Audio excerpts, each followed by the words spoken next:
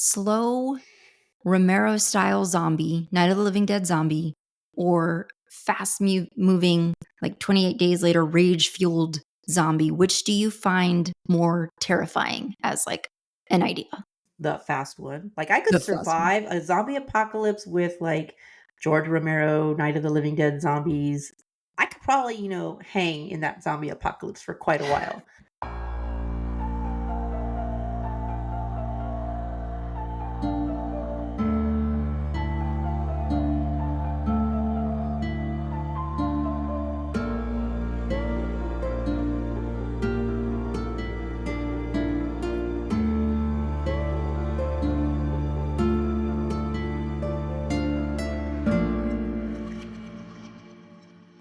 You don't 28 think that days later. psychologically that would like wear on you, this concept that no matter what you do, no matter how many of them you kill, they will never stop coming and they Well, will never tire. the fast They will ones never don't give up. either. Well, The yeah, fast ones that's don't true. either. That's true. But see, this is what brought it up for us is Alex and I were thinking, yeah, the fast ones are terrifying and they're coming at you super fast, but they're also like a zombie is an undead person typically, and so you're talking about a rotting corpse in real time who's doing all kinds of destructive things to their body to get to you. So our logic was, they would break down a lot faster perhaps than the slow moving zombie who psychologically just breaks you down because think about it, over time you can't escape them. At some point, you're going to get tired. At some point, you're going to have to sleep. The zombie doesn't have to sleep. The zombie never quits. The zombie is just singularly focused on getting you. So I don't know. I don't know. The fast zombies, you probably don't live long enough to sleep, to get to the point where you can fall asleep. Like, I mean, I'm sorry. Have you seen World War Z? I'm not outrunning those zombies. There's no way. I'd last like 5 minutes, so sleeping wouldn't, I wouldn't live long enough to get tired. All right. Okay. So welcome back, everybody. Welcome to Scream Sister, a podcast that comes out talking about scary movies and scary books. We are two sisters coming to you from Texas. My name is Valerie. I'm Veronica. And we are your hosts. And so this is our Halloween episode. When this episode posts, it'll be the Monday before Halloween, October 30th. So we're very excited because we are diving into the world of zombies. And this is Veronica's jam pretty much. So we're gonna be hearing a lot from her in terms of like history of zombies, the lore of zombies, and then we'll dive into our movie this episode where we talked about this on the previous episode, and we've been talking about this on social media as well. If you're not following us on social media, on Threads and on Instagram, you can find us at Scream Sister, and then of course you can always find us on our website home, screamsister. What is it? Is it screamsister.com? I think so. Hold on. Yes, it's screamsister.com. We suck. So, okay. So yeah, we're going to be talking about the film that we told you guys we were going to be watching. It's 2007's Wreck, as in record. I want to pivot over to Veronica because Veronica, she's a zombie lover, and she's been a zombie lover because amongst other things that I'm sure she can talk about, she was also a huge fan of The Walking Dead. Is The Walking Dead even still on? The original show, no, it finished, but there is some offshoots. There's some, I don't know too much about them because I don't want to spoil myself, but there have been a couple of, I don't want to say spin-offs, but offshoots of the main show, but the main show itself has ended. See, I never got into The Walking Dead. I believe when that show, I believe when that show started, I was deep in the throes of like first time early motherhood. And so you're so busy keeping a small human alive that you're just, you drop off of a lot of television. So I never got into The Walking Dead. And then it was just one of those things where it's like, this thing has now snowballed and I missed my chance to get on board the train. So I just never took it up. And then in subsequent seasons, I would just get wind of how like particularly graphic some seasons were. Mm-hmm. And so I was just like, that's you cry a lot. I can't do it. I cried a lot. Yeah, I couldn't do it. I couldn't do it. So I was just like, nope. But she was a huge fan. So I'm going to pivot over to Veronica, lead us into the world of zombies. Disclaimer or caveat, I don't present myself as a zombie expert. I by no means have seen every single zombie movie that's ever been produced, but I am a great consumer of that particular subgenre within the horror genre. And the interesting thing is that zombies, or at least our modern, the zombie that we all picture typically in our minds today, the modern zombie, the flesh-eating, cannibalistic, zombie, and I are both turning 55 this year. Oh, Because, really? yes, it's the 55th anniversary of Night of the Living Dead. Came out in October 1968. I was born in December, so it's actually a few months older than me. But that's when George Romero took the idea of zombies, although interestingly enough, they were never called zombies in the movie. I think they were just ghouls. So the word zombie Yeah. wasn't actually used, but he's the one who kind of took the lore of the zombie, tweaked it, and gave us the zombie that we all know today. So yeah, it's celebrating its 55th year. Followed that up like 10 years later with Dawn of the Dead, which actually that's the one that I texted you because Regal Cinemas was showing like a one night only last night on the 27th for the 45th anniversary of that movie because it came out in Yeah. 78. Screened it at the movies, but I was not able to make it. So yeah, George Romero is kind of widely acknowledged as the father of the modern zombies, although they did exist prior to that, obviously.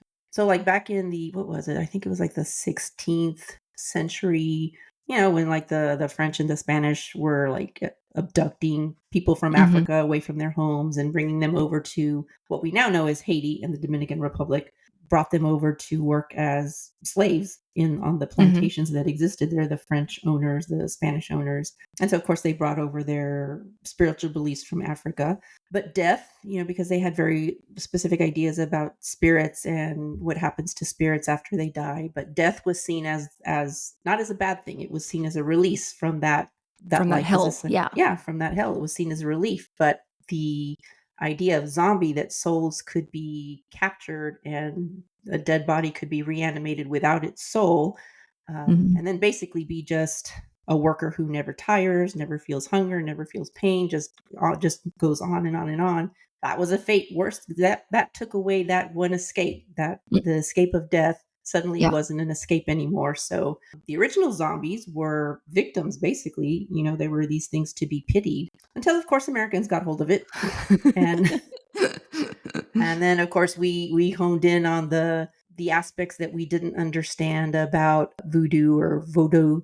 Not that I'm an expert on either one of those religions, but slight differences. But of course, they just kind of honed in on the things that they didn't understand that seemed vastly different from their Western, Christianity, and that kind of morphed into the modern Hollywood zombie we know. Where the zombie went from being a victim to being a monster. Which is kind of an interesting journey. The first zombie movie, which I have not seen, but it was 1932, I want to say, called White Zombie, of course, which dealt with a white woman who gets zombified. Which I thought was interesting because so Ronnie has a bunch of resources which we will link on the show like we always do, the show notes. I thought that was really interesting, that plot of that movie, because it's, as all movies of that time, it found a way to sort of victimize a white woman and sort of speak to like the fear that existed in society at that time that people would deflower their white women, and so it was some sort of a Haitian, it was a white voodoo couple, priest or something who's lusting after this woman. Is that what is it? I don't think it was a voodoo priest. I think it was the plantation owner wanted to seduce. It was this either a couple that was about to get married or newly married, and the plantation. I think they were about to get married, yeah. We're visiting Haiti, and an owner of a plantation wanted to seduce her, and contacted a character who I believe was played by Bela Lugosi. So Bela Lugosi kind of was in the first zombie movie to give him powders or whatever to steal this woman's will so that she would be his. Which is a prevalent theme in so many of those movies. Is just like, they're just coming after our women, that kind of thing. And that's the actual other interesting thing that I learned about kind of the history of zombies in cinema, particularly in American cinema. And other countries I'm sure have their own zombies, but speaking for just like the history of zombies in American cinema, which is the other article that I emailed to you, the one in, is it Vox? Yeah, I think so. Article? Vox. Which kind of talks about the way zombies kind of history and the socio-political history of America, and how zombie movies have often reflected whatever the current fears of the time were, from everything from civil rights to, the Cold War and spies and threats from outer space to pandemic. We've certainly seen, like The Last of Us right now, and even World War Z, the zombies kind of arise out of some sort of global pandemic. That was kind of an interesting read for people to check that out. It was a very interesting read. And you know what really kind of struck a nerve for me and kind of I found terrifying that I did not realize. I can't remember if it was the Vox article or one of the other ones you sent, but it was one of the resources talked about how I guess like there are various militias across the country here in the Yes, which I did States not know. Did not know. freaking doing zombie preparedness training. And I was like, oh God, Well, this is interesting a enough, bad I idea also all around. read that the CDC itself, the actual Mm-hmm. Centers for Disease Control had a and I think I vaguely remember that site. Legend has it crashed like the first day, but the reasoning was sound. If you can prepare to survive a zombie apocalypse, then you should be able to ride out a hurricane or a whatever natural disaster, earthquake. Well, maybe not Yeah. earthquake, but Yeah. you should be pretty set to survive You anything. should But be yeah, pretty that's a set. pretty Yes. a pretty pretty scary thought to think those militias are out there. Oh. That's a perfect segue into the film we're going to be watching. Ron, you wanna open us up? What we watched and what hopefully all of you had a chance to watch, and if you haven't watched it yet, we're going to be getting in depth with the movie. So there's going to be spoilers. So if you have not watched it yet, click away, go watch it, and then come back and join us. So we watched REC, short for record, which was a film from 2007, Spanish film, which stars Manuela Velasco, Pablo Rosa, I'm going to massacre some of these names, Ferran, Terraza, Javier Botet, and Jorge-Yamam Serrano, directed and co-written by Jaume Balagueró and Paco Plaza. And basically, it's kind of a short description, but basically, television reporter and cameraman follow emergency workers into a dark apartment building and are quickly locked inside with something terrifying. So, and it is a found footage movie, and it's on the shorter side. It was only like an hour and 20 minutes. So, and I know we usually start, Valerie, you asked me what I thought of it, but since we've kind of flipped roles here, I'm going to ask you what were your initial impressions of this movie? Initial impressions, I really had a blast. I liked it a lot. I thought it was really fun. What I realized watching this movie, which I thought was really well done, I find found footage movies to be so uniquely scary, not because like you feel fear, but because I was reminded watching this, what you're feeling is just constant adrenaline. Mm-hmm. So, I mean, I got so caught It's up constant watching constant chaos. And I got so caught up watching it and trying to like make out what I was looking at that I would forget to listen to the Spanish and I would forget to like follow the subtitles. So I kept having to back up and be like, what did they just say? Because I'm like so busy focused on like trying to see stuff. And it's not even there wasn't crazy shaky camera work by any means, but it just like you're so focused on the chaos that you're forgetting to like listen to the story. Mm-hmm. So I thought it was really good. The other thing that I feel is kind of a make or break element of found footage movies is the actors and their ability to kind of play to the camera, I guess. So and to make it look like they're not acting, right, and like they're just introduce really that people. Yeah, like that level of familiarity. So like Angela, who we'll talk about in the movie, but I thought she was super endearing right off the bat. So you're immediately very invested in her she's really cute. Yeah, because she plays her so convincingly. That's Manuela Velasco. And she establishes that relationship with the camera. And we are the camera. The audience is the camera. I thought that was really great. But what did you think? I really liked it too. I like found footage movies. That's also another kind of niche subgenre that I enjoy. Just because when it's well done, you kind of forget you're watching a movie, and it's almost like you're really watching this real thing that happened to these real people. And a lot of that also goes back to the acting. If the actors, they have to not look like they're acting. They have to look like, when you see a news report on television and the reporter's interviewing, an actual person that lives on the street, house burned down, so they're interviewing the neighbor. I mean, it has to come across not as a polished actor, but not so bad that it's a crappy performance. So it's a very fine line, I think. I'm not an actor, but it seems to me like that would be a hard line to walk, to where you look like you're a real person, but right. you know what I'm trying to say. Yeah. No, yeah. But the one thing I will say with found footage movies, and I found myself thinking it once or twice during this movie, there is a little suspension of disbelief where you're just thinking to yourself, dude, just drop the camera and run. Why are you still recording this? But of course you have to, because if you need found Right, footage right, to have a movie. But yeah, there's right, times right. like, There's dude, no just movie run. without the found footage. Right? Just, I mean, there were parts where he would drop it and then the camera would have like that kind of cockeyed angle and you'd kind of be like, well, what's Yeah. happening in the background? I can only see feet.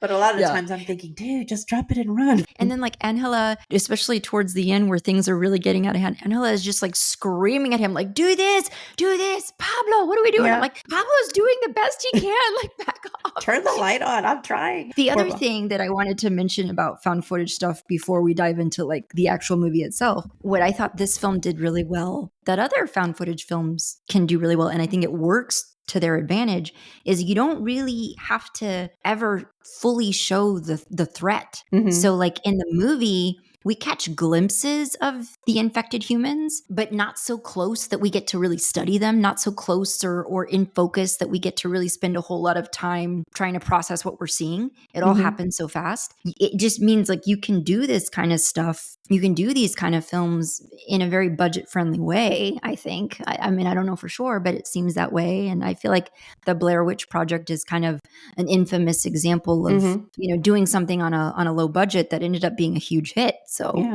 And you never really see, I think that was the first found you never see footage. the Blair Witch. Yeah. Yeah, you never really see anything basically, but it's just the fear of the people, the actors that are playing real people, the filmmakers. It's just really just you're feeding off their fear. You're feeding into their fears, feeding into you, Yeah. without ever having to really seen the boogeyman, so to speak. And then just on a totally random note, I continue to be just very drawn to like Spanish architecture, like the layout of these apartments. I don't know if they Yeah. were shooting in like a real apartment building, but like that long hall, like right when you walk in the front door to the apartment. You I'm just mean like, the really? apartment that they kept going back to the entire movie? That I was like, why are we back in this apartment? Well, not even the penthouse one with all the random with all the stuff. No, all but the the old stuff, but lady's just apartment. yeah. The old ladies, like they're in that apartment multiple times throughout the movie, and I was like, why are we back here? There's nothing good that comes from this apartment. But just I'm very just like really intrigued by, I guess. Well, what is it about the Spanish architecture Well, that 'cause struck you? like when you walk in, and it wasn't just her apartment, because we visited at least I believe two other apartments, not the penthouse, but just two other regular apartments. And they all just like, when you walk in the front door to the apartment, there's that long hallway that leads back and has doors leading off of it. But a long, narrow hallway. It wasn't even like a super wide hallway. Yeah. I don't know. It's just weird. I just don't know. I don't know if that was like if it was a set that they just made it that way to make it that they worked claustrophobic, with. or if it was were they shooting in a real place? I don't know. So that first time that we're in the old lady's apartment, when we first kind of see her, Mhm. and again, because I wasn't paying super close attention because I was so focused on trying to capture everything that was in the scene, I gather that the man she attacks was a police officer, right? Mhm. Okay. Like the very second that he turns his head away from her momentarily Mhm. and is like trying to address the others in the room, the very second he did that, I was like, he's about to get bit. And sure enough, she just like launches at him. And it happens multiple times in the movie where it's just like the very second that they would look away for just like a split second, the infected human would like launch at them and bite them. And it's just a reminder for all of us: do not turn your line of vision away from someone that you suspect is rage filled and cannibalistic in nature. It will not end well. Yeah, I mean, the lady's dress was clearly covered in blood. I mean, This is one of those times where it's like, practice safe distance. You don't need to get any closer. Just stay away. And then like throughout the entire movie, I just kept thinking, man, they're running away. They're trying to get away from these people as they're becoming, as like the number of infected people is starting to outnumber the number of non-infected people. I was just like, get a weapon, find something, anything that you can like fight back with. I know it's intuitive. I know that we know this after years of watching zombie movies, but I feel like it is kind of intuitive that go for the head. The head is a deadly thing. It's deadly for anybody, whether you're a Yes. zombie or not a zombie. So just go for the head. The one thing I will say though, because I was enjoying the whole movie. But the very last part, like when they enter the penthouse and then they start talking about, they see all the stuff in the walls about that girl that was possessed. And like, I really don't know Well, I have a lot of questions there I because don't I know how wasn't. that fit. I don't know how that fit with the rest of it. Well, see, that's what I was okay, because that's where I have questions, because that's where I stopped listening because I was so busy focusing on trying to like watch what I was looking at. Like, what did I say? This was what I had questions on. Like, once they enter that like penthouse level or whatever it is, that upper level, and she starts listening to the tapes of what I had assumed was a doctor. Maybe it's not a doctor. Maybe it's a priest. See, I thought it But was the priest. so she's listening to those tapes and they're looking at a bunch of junk on the walls, realizing that there was some girl that was believed to be possessed. I'm not clear on what that story is, and I was hoping that you followed it better than I did. Well, confession. I did not know what that played into the movie. Although I will say the very last shot was awesome. That was a very great, terrifying, scary shot. But the stuff in the apartment about the priest and the possessed girl, to me, it didn't connect at all with the story that we had been led to believe at that point, that the dog got sick, the dog bit someone at the vet, they traced the dog back to the apartment. So I think what we're supposed to infer, and I did sneak around after watching the movie, and I did stumble across something that I started reading, and we'll link it for everybody,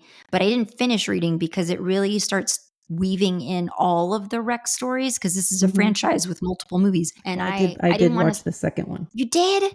Okay, I see. I haven't watched it, but I want to. I want to know more. But so like I got the impression, because I was thinking as I was watching that, I was like, well, she looks, so the creature that's locked away in the attic, we are presumed to think is the girl that this priest or whoever who was on the recordings was trying to treat. He was trying to cure her. And then I guess at a certain point he gives up on that notion. It can't be done. And he decides that the best thing to do is to seal her up in this attic space. And so she lives her life there. Which, and how is she getting food? And well, because she's eating rats, Veronica. Did they She's say that and I essentially missed creating. it? No, this is what I read in that thing. I don't know if it was said in the movie. I missed it as well, but this is what I read in the. She's feeding on rats and various rodents, and then she's creating like zombie rats who then go and attack the dog, and so they infect the dog, and then the dog like goes in. Like I thought the way that they wove that makes sense. That was not anywhere in the movie, and it was not anywhere in the second movie. Well, see, so I don't know where people are getting that from. It's interesting. I mean, that at least makes sense, because that's what I assumed watching it last night. I assumed, I was like, well, how has she survived all this time? I was like, well, she's got to be eating rats probably. And then I was like, well, isn't that creating zombie rats? And I was like, well, but what then happened I to thought, the priest? okay, well, Did maybe she kill him? And that's the other thing. It's like, where's the priest? I don't know if like she killed him. I don't know if he sealed her up and then just left. Where is he? So, I mean, maybe that's featured in subsequent movies, but we haven't tackled that yet. Yeah, I thought the way that they wove the little girl turning into a zombie, that was fun, because you could kind of see in the movie she's supposed to be presented as like she has tonsillitis, but then progressively in some of the frames that she's in, you see that she has like this little bitty, like it's very small, it's not super huge, but a little bitty open wound around her mouth area. And I remember thinking, well, that does not bode well. I don't feel like that bodes well for her. That was a tell, essentially, that she was in the process of turning, and she does become a zombie who then eats her mother's face and turns her mother into a zombie. So I thought it was pretty great. Is there anyone that died in the movie that you were either surprised by the death, that particular character died, or that you would have liked to have seen live? I really wanted Manu. I think it's Manu, the firefighter who had been with them. He was like one of the last three. I really wanted to see him make it because I think he was the most level-headed one. I liked that he was like challenging the police officers. I thought that the way he was sticking up for the people, because the police officers were just trying to follow a hard line of like, we're going to obey orders. Because I guess I should back up and say, at the time that the firefighters show up to the building, they don't realize what's going on. Police are already there. And so as soon as these firefighters and Angela, is that her name? Angela, yeah. And her camera guy Pablo, as soon as they enter the building, they are made aware of the fact that like this is an area they will not be able to leave because there's some sort of like bio threat happening. And so the police, Spanish police, seal off the building. They're not allowing any of them to leave, even though these are humans that are like at that point in time uninfected, and they're not explaining Yeah, they're anything to not the telling them community. anything. They're not telling them anything. And so the firefighters are like, I'm just gonna cuss because it makes sense. I know our parents listen to this and I'm gonna get a note, but I don't care. The firefighters are just calling bullshit. They're like, this is bullshit. Like, you let us out, or at least tell us what's going on. So I had a lot of respect for that. I had a lot of respect for Manu sticking up for the people and fighting back for the people. I also had a lot of respect for Angela, who was demanding they get to keep recording because she's like, we need to tell this story. We need to tell what's happening in here. I just hit my mic. Sorry, everybody. I'm gesturing wildly with my pen, but we need to tell people what's happening in here and how we're being treated and how this is being handled. Yeah, I had a lot of I would have liked to have seen him survive. But I have a question, Ron. Was Angela in the inn when they're up in the attic, was she starting to turn? No, I felt like something funky was starting to happen with her eye. Did you notice it in the night vision? I thought that was just because everybody's eyes glowed when... I swear to you, one of her eyes looked like it was turning. Swear. I will go back and watch and be sure, but I felt like her eye was turning. And I was thinking, is she starting to turn? Because remember when they're running up the stairs away from the zombies and she's like screaming hysterical because one of them tried to launch at her and she's like, I got bit. And Pablo's like, no, you didn't. I saw you. Nothing happened. Come on, keep running. But it's like, what if she did get bit? Because how I saw it ending, mind you, that this is all happening when I'm noticing that her eye is looking funky. That is when the original, let's call her original zombie. That's when the original zombie has emerged. And so she can't see them, but they can see her through the night vision, the zombie. And what I envisioned, how I saw it ending, was that they were going to escape. Pablo and Angela were going to escape this original zombie and kind of get past that threat, and things were going to be calm and uneventful for a few seconds. And then he was going to pan the camera over to Angela and she would have been fully turned, and then she would launch at him, cut to black. That's the end of the movie. So that's how I thought that was going to end. I just saw glowing eyes on everybody, but I wasn't usually looking at that. I was usually trying to make out what's in the background that might be moving. Okay, well, if anybody else felt that Angela's eyes looked funky, please tell me, because I don't know if I swear to you, it looked not right. I also didn't understand, why was it that Pablo, when he's using the night vision, could see something that when the light was on looked completely different. What do you mean? Like when he sees the well, that last, who was it that fell in the well, who got dragged into the well? Fell in the well? What are you talking about? They're up in that. Oh no, sorry. I'm in part. Are you thinking of a different movie? No, don't tell me the sequel. Okay, never mind. That's the sequel. Okay, well, hey. I will say, personally, I liked the track that the first movie was fun. Like the sequel kind of takes things into pivots the story in another direction that I didn't really quite like as an explanation as much as. Is it more of like an origins kind of story? It more answers like what's creating these zombies. It just kind of pivots the story in a different direction. But there's an interesting twist, I guess, at the end too. So watch it or not, but the first movie stands alone on its own perfectly well. On its own. Yeah. What I like about this, and I guess like going in, this was a lot of fun, and I would totally watch this again. I really enjoyed it. I was a little nervous because what Zombie Week kind of brought up for me, Veronica, as I was realizing I find the concept of zombies genuinely terrifying. Not in the same way that I do necessarily ghosts or something. Like, I know that zombies are not real, but I guess in my brain, I'm not ready to dismiss the fact that zombies are impossible. Does that make sense? Well, and that's because the current trend of zombies, like there's been different kinds of zombies. Zombies can be created through like ritualistic things that, there's been in the past zombies that are created by some type of, chemical or radioactive exposure. But the latest trend of zombies, and this goes to World War Z, The Last of Us. Have you seen The Last of Us? I have not. I want to, but I haven't had a chance to start it yet.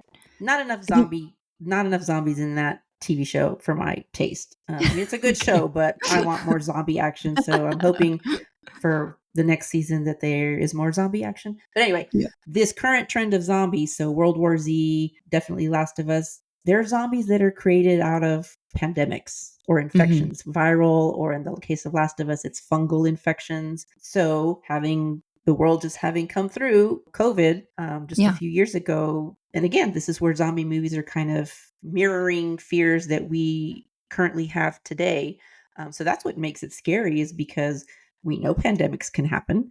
We know things can be highly contagious and spread just because of the way our cities are structured, the way people fly internationally. I mean, so that's what's scary about it. Oh, and I Am Legend. That was another one where there was just something that spread. That's something that you can definitely see that this is not too far removed. This is not so fictional that it could never happen. Right. You saw how quickly people's true colors showed during COVID. You know, there were no zombies. There was no throw zombies into that mix. And can you imagine how horrible things would be? Well, I think that's what one of the articles you shared talked about. It's just like, I think it was the one that was talking about how over the years, zombies in culture and in our books and our movies have kind of reflected back to us what the current fears of the times are, and how we've kind of evolved it to a place where it's like the fear is each other. I don't want to pretend we've ever necessarily trusted one another, but just sort of like that's become the fear. Now, if you look at like The Walking Dead, I think the article that I'm referencing talked about The Walking Dead,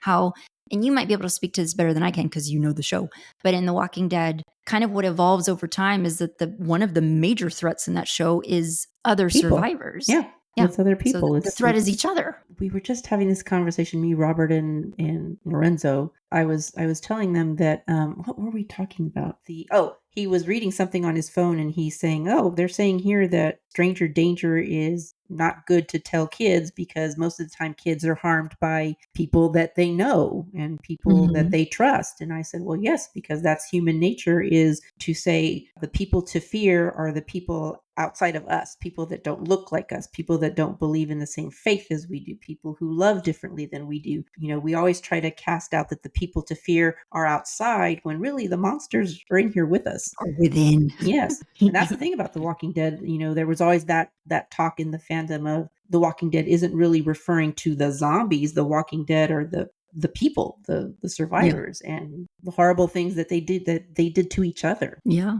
So anyway, I mean, good movie all around. I highly recommend it if you haven't seen it. And I will definitely be giving the subsequent Rex a look because I want to know more about this world. And Ron, since you've seen the second one, you might be able to get a little bit further in that article that I'm going to link in show notes, because it does sort of, I guess it ties up the story of the original zombie, I think I want to say it's Medeiros girl. I could be mispronouncing that, but I want to say it ties up that story a little bit better in a way that if it's mentioned on the tapes in this movie, did not hear it at all. So when I read it in the article, I was like, oh, so that's what her story is. I had no idea. So I don't know. Yes, I will say that the sequel, even though it pivoted the story kind of and gave the zombies an origin, that I liked it better as it was hinted in the first movie. The second movie does answer the question about the priest, what happened to the priest, does answer more questions about her. Okay. So if you're wanting that and you're feeling like you need that, then go watch it. If you like the first movie then that's a perfect place to start. But what other zombie movies have you ever seen? Have you ever seen Train to Busan? Say again? Have you ever seen Train to Busan? It's a Korean zombie movie. Love that movie. Like, that's the only zombie movie that I've ever actually maybe cried. Really? Was it very scary or just very emotional? It's got humor, but it's also got like you're on the edge of your seat pretty much, you know, from about the 10-minute mark in, you're on the edge of your seat. It's really good. I highly recommend it. I will tell you, I've not seen, I've not seen many zombie movies that are like, this doesn't count. I've seen Zombieland, but that's more funny. But I've seen Night of the Living Dead. I've seen I Am Legend, which I don't even know if that's necessarily a zombie movie, but I kind of qualify it as that. Yeah. Zombie. They're infected humans. Yeah. What else? I've seen 28 Days Later. I have not seen World War Z, because what I learned with 28 Days Later is that fast moving zombies are very terrifying. So I was just like, I haven't seen, and my understanding, I could be wrong, somebody correct me if I'm wrong, but I thought the World War Z book, I thought there's a difference between the way the zombies move in the movie versus the book. And I don't remember, I'll have to, somebody tell me if I'm wrong, but I thought in one of them, maybe it was a situation where in the book, the zombies are more George Romero style zombies, but I don't know. The ones in Train to Busan are also very fast moving. I find all zombies to be quite terrifying, but it's still a good movie. Okay, so now we're going to dive into Halloween. So, Halloween. yay! So this week I watched, this is Veronica's go-to Halloween movie every year, but I have never seen it, 1978's Halloween. And I took notes, Ron, and then my printer crapped out on me, so they're not very clear. I'm going to do my best, but I do want to say right off the bat, the iconic movie music of Halloween, that I know, that I have heard. And so I wrote down, I think part of the That's reason. my ringtone every October. I switch my ringtone to that on my phone. I think part of the reason I had put off seeing Halloween in my younger years is because I had decided that it was probably going to be even scarier than the Nightmare on Elm Streets. And I had decided that based on this music. So, I mean, this is like a shout out to what a good film soundtrack can do. I got to watch it. I really loved it. It's a slow burn. I really like I would say like the height of action doesn't come until like the last 45 minutes of the movie. That was kind of vastly different from like say Nightmare on Elm Streets for one. I also wrote that I'm super in love with the late 70s fashions in this movie. Like, weren't they fun? They were fun. I want to bring back thick tights for grown-ups, like Laurie and her thick tights, her whole like librarian aesthetic. So I really liked that. Just little observations I made throughout the movie. Like I wrote, Michael just wants to go home. He's just trying to go live a quiet life in his house away from naked people and teens who are exploring intimacy. But he's specifically targeting those teens, which I guess kind of is the birth of the whole trope of like, if you want to survive, you have to be virginal. I don't know if subsequent films do this, Ron. Did you ever see any of the other Halloweens? I saw the second one, which has nothing to do with Michael Myers or it was just bizarre. Then was that number 2? Season of the Witch. I don't remember if it was number 2 or number 3, but there was a sequel also with Jamie Lee Curtis, which pretty much picks up the same night. So after, I think it picks up with taking her to the hospital. I've seen that one. I saw the Halloween H2O that came out a few years back with like an adult Jamie Lee Curtis back in the role. I haven't seen them all because there's been several and there's so many, yeah. The timeline gets a little wonky. A little wonky. I was wondering if subsequent films, because I am deep in the throes of my true crime passion right now. And so like watching this movie, I was just thinking, man, this dude really hates his sister. And I want to unpack what that's about, because I feel like all of the killings in this movie are they're callbacks to whatever animosity he feels towards his sister. Like the fact that he shows back up into town and takes his sister's headstone and then places it at the head of like Laurie's friend that he strangles, remember the scene where she's like laying in the bed dead and the headstone is right above her. And I'm just like, what does this dude have against his sister, man? There's something going on there. Let's unpack that, Michael. Other things that I noticed, I like the not so very subtle scenes where he's following Laurie on the way home from school and kind of like lurking around bushes and standing amidst clotheslines, watching her. In my adult brain, who's not, living in a horror movie, part of me is watching that and being like, no, dude, you got to speak up. You got to, like, if that were me and I'm seeing this weird guy creeping around the bushes at me, I'm just going to be like, not today, Satan. So, but she's just like not super concerned about it. And I'm just like, no, you should be a little bit more weirded out by that. But yeah, like I also love the whole, like the neighborhood that they're all walking to and from school. I love all those old houses. I love that simpler, I don't know if it was simpler, but it seemed simpler, Halloween with kids running up and down the streets. And Halloween just seemed more of a thing back then. Now it's, it just doesn't feel the same to me. Because your kids are grown up and like don't care about it. But even on Halloween night, we don't get like the level of traffic, kids trick-or-treating that seemed to be when we were kids and trick-or-treating. And the streets were just clogged with kids. We do get a lot of kids in our neighborhood, but we also we live in a very Halloween loving neighborhood. So there is like a main street in our neighborhood that sees a lot of traffic because it's kind of a through street.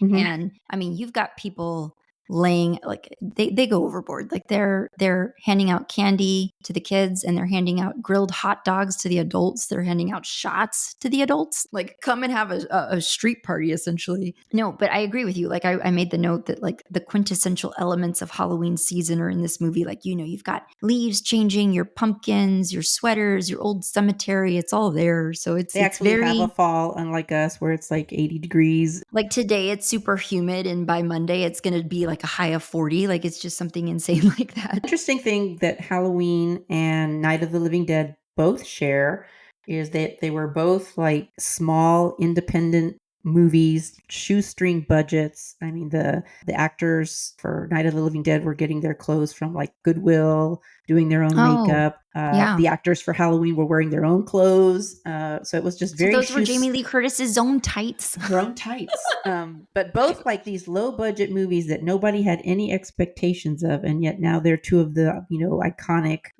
movies in the genre. I did realize I have seen parts of this movie, and I realized that watching it, like the scene where the cheerleader girl is in bed, she doesn't know it, but she's about to get killed because the person she believes to be her boyfriend underneath the bed sheet is actually Michael. I have seen that scene before, so it's probably one of those situations where like flipping channels, I saw it. No, I don't want to watch that. That's too scary. So I had seen that before, and then that kind of leads me into like, again, this trope that was probably birthed in movies like Halloween that came out about this time. The trope that sexually adventurous naked teens are most certainly headed for their demise versus Laurie, who's like virginal and, a rule follower and all that stuff. And so then later on in the movie, when Michael finally gets into the house that Laurie's in and tries to stab her, like immediately I was like, dude, she didn't even show her chest. Leave her alone. Like, let her live her life. It's like, she didn't even get naked. Let her be. But I thought it was really great. I liked it. It'll be part of the viewing list too going forward. How old were you when you first saw it? Oh gosh, I don't even remember. Were you a teen or were you younger? Pretty sure I was probably a teenager. I just like the concept of that it's all pretty much takes place in that one day, other than the flashback beginning it's not a flashback, but just kind of that the escape from crime. Yeah. Well, and him committing the crime, and then yeah, the bit about him escaping the asylum years later after he's been pretty much catatonic. Yeah. It's my Halloween go-to. It's the last one. Halloween movie I watch every year. The last thing we're going to do is we're just going to remind everybody about books and stuff that we're looking at. So just a reminder, the current Scream Sister Book Club pick is Vampires of El Norte by Isabel Cañas. We've been reading that. We assigned that last book club episode, and we're asking you to read along with us because we're going to have our book club discussion episode coming on November 13th. That episode will be our first one of November just because of the way our recording schedule falls. Our goal, I tested it out today and it worked, but our goal is that book club episode, we will also be posting video of it over on our YouTube channel. So you can find us on YouTube. I believe it's at Scream Sister Pod. So I'll verify that and that'll be in show notes, but you can find us over there. Oh no, I have it written down. Yeah, I was smart. At Scream Sister Pod on YouTube. And so we'll be posting video of that as well as the normal podcast audio that you'll pick up wherever you listen to us. So please get that book read with us and then give us your takes. Email us at screamsisterpod@gmail.com or DM us over on Instagram or on Threads, wherever you want to find us. But I'm excited about that book. This is her second novel. Her debut novel was The Hacienda. I really enjoyed that book. So I'm like maybe a third of the way through Vampires of El Norte. And I would say it is, in my opinion, it's different from The Hacienda, and we'll dive into it. But get that read. Ron, are you taking in anything else outside of... I have been busy. So I binged all of The Fall of the House of Usher. Oh. And then I went and watched all of The Haunting of Hill House, The Haunting of Bly Manor. Oh my God. Then I was gonna take a quick break and watch something spooky fun, like so I watched the first episode of Wednesday, but my love triangle alarms were going off, and so I backed out of that one. So I've started Midnight Mass. I think I'm 3 episodes into that one. So all of Mike Flanagan's basically Netflix. Right. I was going to say you're on a Mike Flanagan kick. So don't give away because I did not. No. I wanted to get started on House of Usher, but how did you like it? I liked it a lot. No spoilers, but all the episodes are pretty much named after probably more well-known short stories. So you've got The Pit and the Pendulum, The Telltale Heart, The Black Cat, Murders in the Rue Morgue. So they're all named after his short stories, and they do not follow the short stories verbatim, but they'll take like character names from the different. So all the characters in the show have names that appear in his short stories, and then he'll take maybe like a major plot point from the short story, and it'll be in the incorporated in a different way in the episode. After I watched the show, then I went and I'm currently listening to an audiobook of a collection of his short stories, and I'm kind of listening to the short stories in the order that the episodes appeared on the show. So it was really good. I liked it.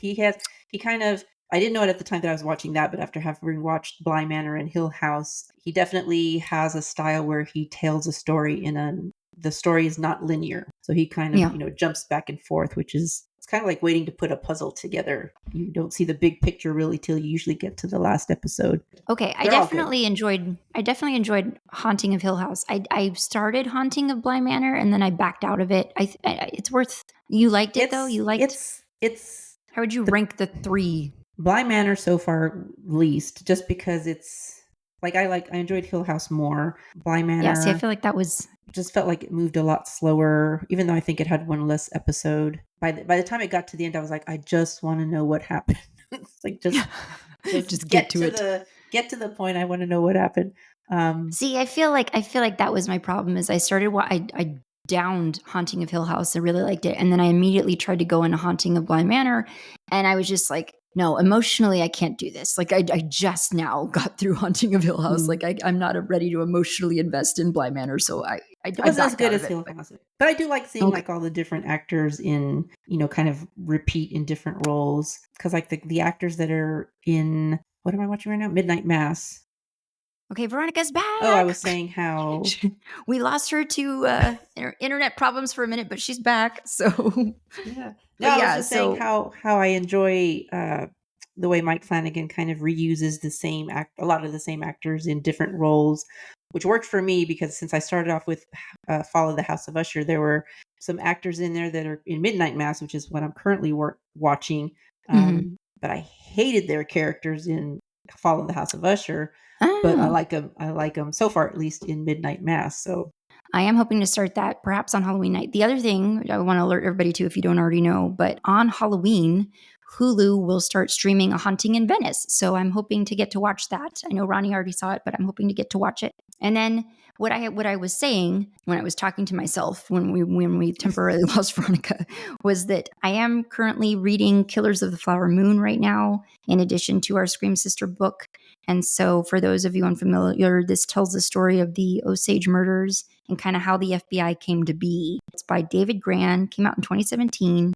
And it's a super informative read. I am a little bit more than halfway through it. And it's a really great book. Very, very readable, very accessible, I would say. So I knew nothing about these murders or the land grabs and the wealth grabs that kind of motivated them. So obviously there is a much talked about movie right now, Killers of the Flower Moon, that's in theaters, getting a lot of attention. It's like 3.5 hours long. I don't know that I could do that, but I do want to see it. However you may feel about Martin Scorsese, however you might feel about this movie, I am grateful for it just because it did alert me to this. I did, because of this, then go out and find the book and read it and kind of get to educate myself on this a little bit. So I'm super grateful for that opportunity. Ronnie had sent me an article this week about ghost towns in Texas, which was kind of neat because there are a lot of ghost towns in Texas. I did not read the whole thing, except we did apparently miss our chance to actually buy our own ghost town in Texas. Where was it? I don't know. It was like for $100,000. I don't know where. That's not bad. It was. It's in the Chronicle. Is that what this? Yeah, I think it was like Is there a San Antonio Chronicle? Maybe it's a Houston Chronicle. Maybe it's the Austin Chronicle. I don't know. But apparently Texas has more ghost towns than any other state. A lot of them are kind of clustered around the I-35 corridor. So we've got the highest concentration, apparently are just outside of San Antonio. Telling about it, we should do a road trip and check some of these out. Yeah, I mean, this is really interesting. And it comes on the heels of another article that I think Ronnie sent to me also, that just sort of like the number of horror movies that have been filmed in the state of Texas is pretty high. Couple this with the fact that, we have so many ghost towns in the state of Texas. There's just a lot of eeriness to the state of Texas that is not all wrapped up in just our politics and crappy state leadership. Yeah, so this ghost town that was for sale is in West Texas. It's called Lobo, which I've never heard of, but it's in West Texas, and it hit the market for $100,000. Wow, somebody nabbed it up. I guess so. But it was a bargain price because apparently there was a ghost town in California that sold for like 1 point something million. All right. Well, the only other thing I wanted to make sure we talked about, as of like we're recording on October 28th right now, there was an article that came out today in The Guardian. It was really cool, kind of just talking about the new way, how horror fiction is kind of in the middle of a renaissance moment. As authors across the world explore the darkest fears, horror fiction is evolving to offer a chilling reflection of our times. So we're going to link that article for you guys in show notes. Written by Neil McRobert, who I believe runs a podcast called Talking Scared. It's just really super informative. And Mariana Enriquez is mentioned in the article as sort of part of the wave of Latin American authors. So yeah, I think that's going to be a wrap for us. We want to wish everybody a fantastic, spooky, safe Halloween. We'll be back on November 13th with our book club discussion. So bring your wine, your tea, your snacks. Our first time going video, correct? Our first time going video. So exciting, but scary. God willing. All right. Happy Halloween, everybody. Stay safe. Scream Sister is a Nest production hosted by Veronica and me, Valerie. Editing by me. Music by Omar Chakor. Production support for this episode provided by Lorenzo Villarreal and Alex Street. Listen to new episodes of Scream Sister every other Monday, and don't forget to give us a rate and review.